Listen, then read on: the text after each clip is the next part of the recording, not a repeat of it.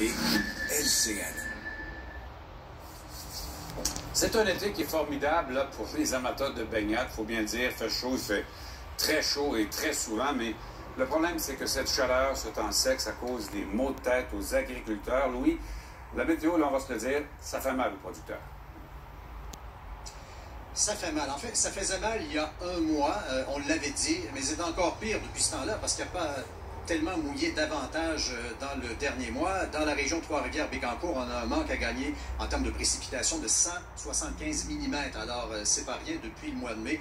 Ça a un impact principalement sur les cultures céréalières, le foin, le blé, l'avoine. C'est moins grave du côté du maïs et du soya, mais en général, c'est 50% des récoltes qui sont perdues. Là, il y a de la pluie dans les prochains jours, mais ce sera peut-être trop peu, trop tard, parce qu'on ne peut pas étirer la saison.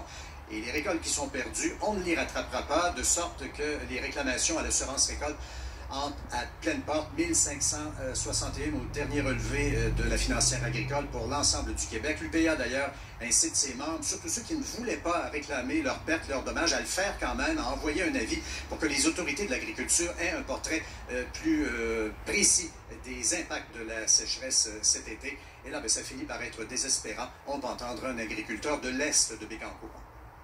Mais là, ce qu'on peut voir, là, vous voyez dans nos champs en arrière de moi, c'est la hauteur des céréales. Les céréales, il va y avoir du grain, oui, il y a du grain, mais le plant n'a pas poussé. Comme le foin n'a pas poussé, mais c'est qu'on va manquer de paille. Déjà, on voit sur les réseaux sociaux, la demande est là pour de la paille. Bon, Louis, si on a du mal avec les récoltes, ça ne sera pas facile là, pour nourrir les animaux, bien sûr. Ah non, non. D'ailleurs, on nous dit qu'il y a de petits éleveurs, ceux pour qui c'est un passe-temps, qui sont acculés à vendre des têtes, sinon à vendre tout le troupeau de bovins, parce qu'ils ne pourront pas nourrir leurs bêtes.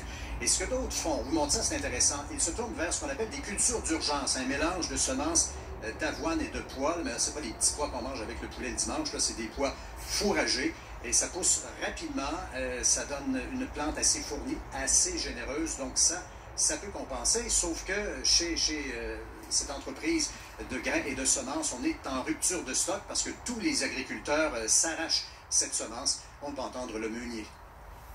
Ça va pousser vite, ça va faire un fourrage probablement, là, on peut estimer à peu près à 18 pouces de haut quand il va arriver pour faucher peut-être 24 pouces, dépendant de la météo, de la pluie qui va tomber et la date de semis. Là. Mais présentement, là, on s'est fait vider nos réserves de semences de pois et d'avoine. Bon, et maintenant, l'impact sur le prix du foin et sur le prix de la paille aussi, qui commence à être rare, ne se dément pas. C'est 2 fois ce que ça valait au printemps ou au début de l'été, 100 ou 125 $ la balle. Et c'est ça qui fait en sorte que certains éleveurs ne peuvent plus s'offrir de la nourriture, donc doivent se départir de certains éléments de leur troupeau. Et c'est une situation qui touche pas juste la Mauricie et le centre du Québec, c'est dans l'ensemble des régions du Québec. Et on voit, il y a du foin qui commence à circuler sur la route. Disons que c'est une marchandise assez précieuse par les temps qui courent. Ben oui. Merci beaucoup, Louis.